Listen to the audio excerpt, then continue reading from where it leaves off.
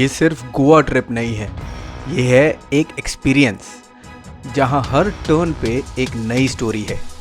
लोग गोवा आते हैं बीचेस के लिए, पर जो हम दिखाने वाले हैं वो गोवा का रियल साइड है। हिडन स्पॉट्स, अनएक्सपेक्टेड मोमेंट्स और कुछ ऐसे एक्सपीरियंसेस जो आपने शायद कभी देखे नहीं हैं। तो रेडी हो जाइए क्योंकि ये जर्नी सिंपल नहीं होने वाली। Welcome to Goa like you have never seen before.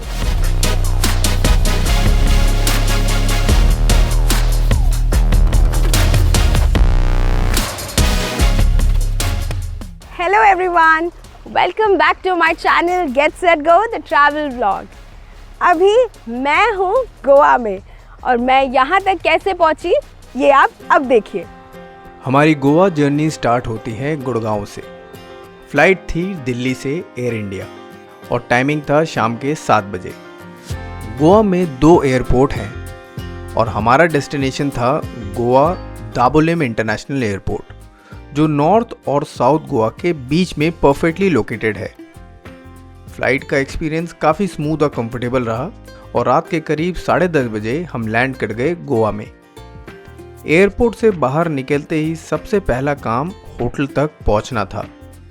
क्योंकि हम लेट नाइट लैंड हुए थे, इसलिए हमने एयरपोर्ट के पास ही एक रिसॉर्ट बुक किया था, सिर्फ 6 किलोमीटर दूर, ताकि जर्नी इजी रहे। अब बात करते हैं गोवा का एक इम्पॉर्टेंट टॉपिक की, ट्रांसपोर्ट। यहाँ पे ना ऊबर चलता है ना ओला। गोवा का अपना गवर्नमेंट ऐप है गोवा माइल्स, लेकिन हर टाइम कैब्स अवेलेबल हो ऐसा ज़रूरी नहीं है। एयरपोर्ट पर आपको कैब्स मिल जाती हैं और हमने भी गवर्नमेंट बूथ से टैक्सी बुक की। होटल तक का फेयर था 370 रुपीज़। और इस पूरी सीरीज़ में हम आपको हर जगह का एग्जैक्ट कैब टाइप और फेयर बताते रहेंगे, क्योंकि गोवा आने वाले हर ट्रैवलर का सबसे बड़ा सवाल होता है यहाँ कम्यूट कैसे करें। रात के करीब 12 बजे हम फाइनली अपने रिसॉर्ट पहुँच गए। सफ़र काफ़ी लंबा था, इसलिए बिना कुछ सोचे सीधा सो गए। हमें बिल्कुल अंदाज़ा नहीं था कि जिस रूम में हम रुक रहे थे उसका व्यू इतना अमेजिंग होगा। अगली सुबह जब आँख खुली और जैसे ही हमने पर्दा हटाया, सामने जो था वो कुछ ऐसा था।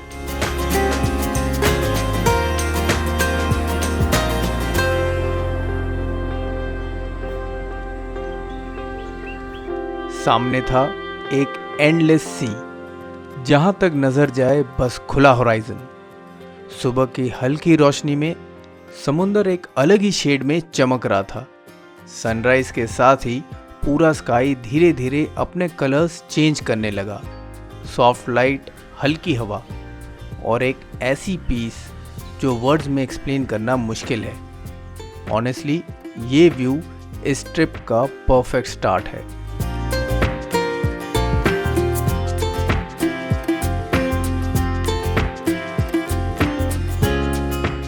हम रुक रहे थे स्टोन वाटर इको रिसॉर्ट में और ये था हमारा रूम, जिसका बालकनी डायरेक्टली सी की तरफ ओपन होता है।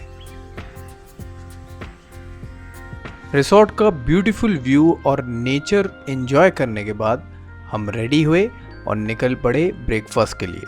So right now I'm going for my breakfast and बहुत ही सुंदर व्यू था हमारे रूम से।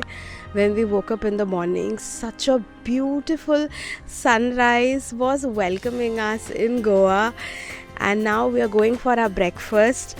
Such a lovely shiny morning it is. इस रिसॉर्ट की सबसे अच्छी बात है इसका नेचर वाइब।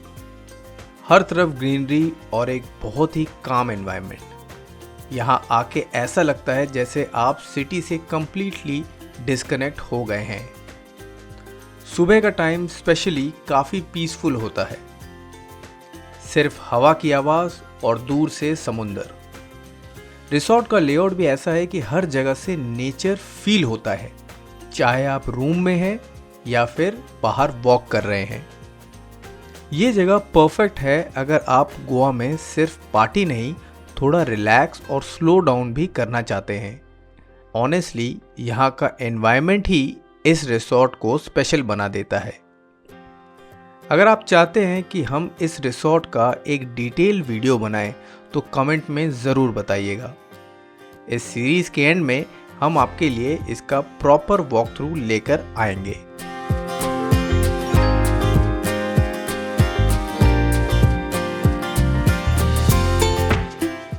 हम रिसोर्ट के रेस्टोरेंट में पहुंच गए और वहां ब्रेकफास्ट किया। वहीं पर ही एक स्टाफ से बात हुई।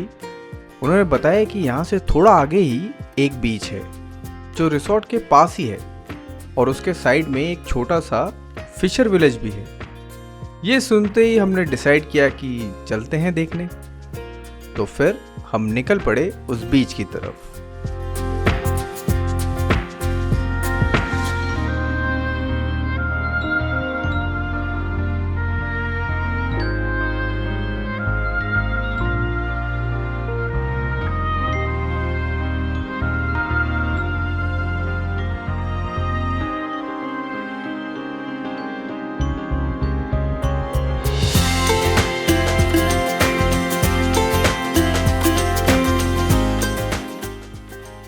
Right now, we are staying at Stone Water Eco Resort, which is connected to the Santorin Beach. ये वो beautiful beach है जो मैं directly अपने room से आई हूँ. Such a beautiful view, worth coming. ये बीच सच में काफ़ी सुंदर है। सबसे अच्छी बात यहाँ ज़्यादा भीड़ नहीं होती, तो एकदम पीसफुल सा वाइब आता है, जैसे अपना ही पर्सनल बीच हो।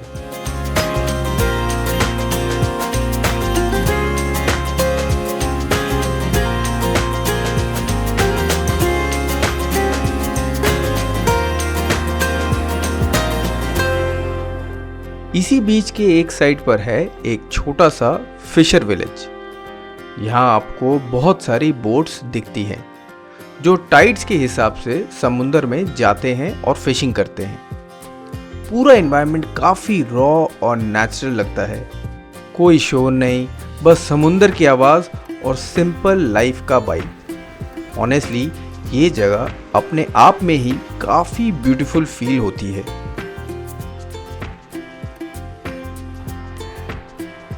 थोड़ा टाइम व्यू एंजॉय करने के बाद हम वापस रूम में आए, थोड़ी सी पैकिंग की और फिर निकल गए साउथ गोवा की तरफ। प्लान सिंपल था, पहले 3 दिन साउथ गोवा एक्सप्लोर करेंगे और उसके बाद नेक्स्ट 3 नाइट्स नॉर्थ गोवा में रहेंगे और उसे एक्सप्लोर करेंगे। साउथ गोवा में हमारा स्टे था स्टर्लिंग वारका में, जो वारका बीच के पास ही लोकेटेड है। ये रिसोर्ट हमारे करंट स्टे से करीब 32 किलोमीटर दूर था और वहाँ पहुँचने में लगभग 1 घंटा लगता है। लकीली हमें गोवा माइल्स पर एक ही बार में कैब मिल गई और फेयर था अराउंड 1200 रुपीज़। ड्राइवर भी काफ़ी फ्रेंडली थे। रास्ते में आने वाली सब जगहों के बारे में हमें बताते जा रहे थे। बातें करते करते कब हम वारका पहुंच गए पता ही नहीं चला। और ये रहा वारका का एक बहुत ही famous church, Varca church.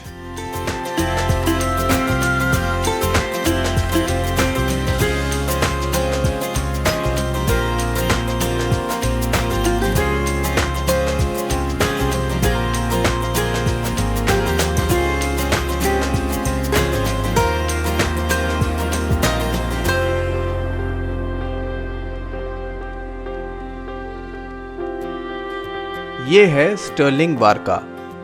Hotel का लुक एंड फील काफी अच्छा है।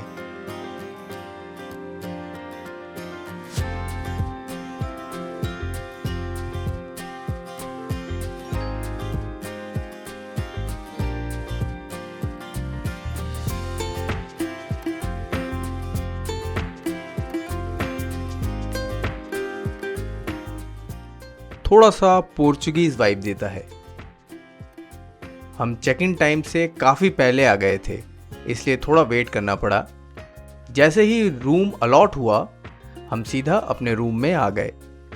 आज का प्लान हमने सिंपल ही रखा था, इसलिए हमने रेस्ट किया होटल में और शाम होते ही हम निकल पड़े वारका बीच देखने, जो यहाँ से सिर्फ 1.5 किलोमीटर दूर है। वारका बीच जाना फर्स्ट टाइमर्स के लिए थोड़ा कंफ्यूजिंग हो सकता है।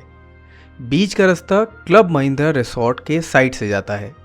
वहाँ से थोड़ा आगे वॉक करना पड़ता है और कुछ ही देर में आप पहुँच जाते हैं वारका बीच।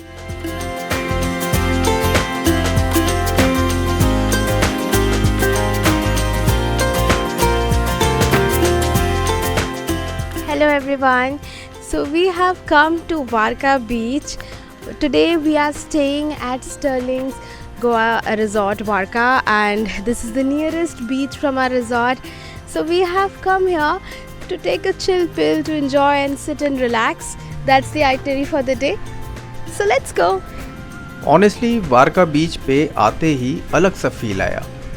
काफ़ी क्लीन, काफ़ी ओपन, और सबसे अच्छी बात यहाँ क्राउड बहुत कम है।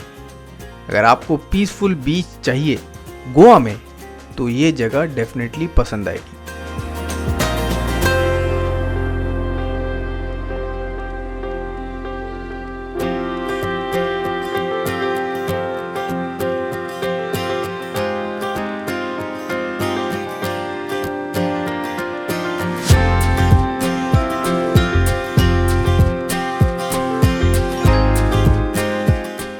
वारका बीच के पीसफुल मोमेंट्स को एंजॉय करने के बाद हम निकल गए मारगोआ की तरफ, जहां हमने प्लान किया था आज का डिनर गोवा के एक काफ़ी पुराने और फेमस रेस्टोरेंट में। एक ऐसी जगह जहां आपको पूरा ओल्ड गोवा का वाइब फील होता है। इस प्लेस का नाम है लॉन्गुइनोस, और वो होगा आज का हमारा लास्ट डेस्टिनेशन, जो वारका बीच से 9.4 किलोमीटर दूर है, और यहाँ पहुँचने के लिए अराउंड हाफ एन आवर लग जाता है। साउथ गोवा हम एक्सप्लोर करेंगे अपनी रेंटेड स्कूटी पे, जिसका रेंट है अराउंड 600 रुपीज़ पर डे।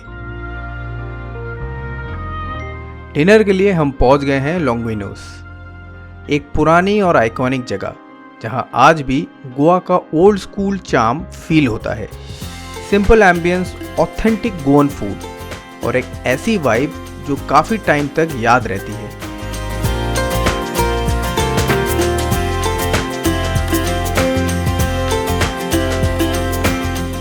हमने ट्राई किया था फिश कटलेट और प्रॉन्स करी राइस। दोनों का टेस्ट काफ़ी अच्छा था। सिंपल लेकिन ऑथेंटिक फील आता है। सच में ये प्लेस ट्राई करने लायक है।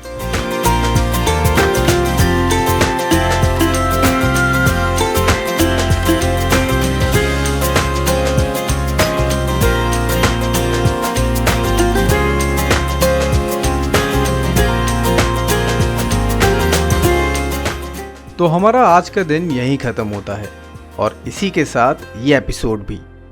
लेकिन असली एडवेंचर अब शुरू होने वाला है।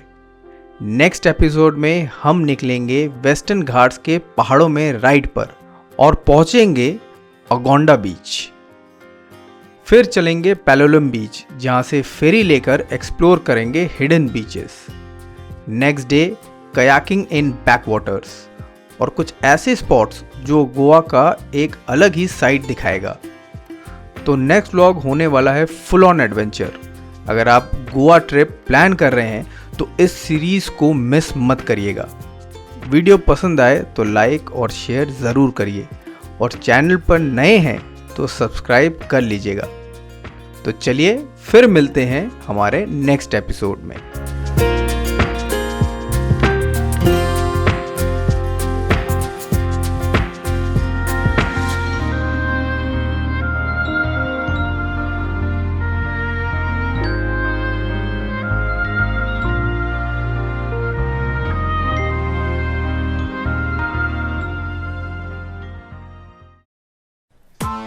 Press the bell icon on the YouTube app and never miss another update.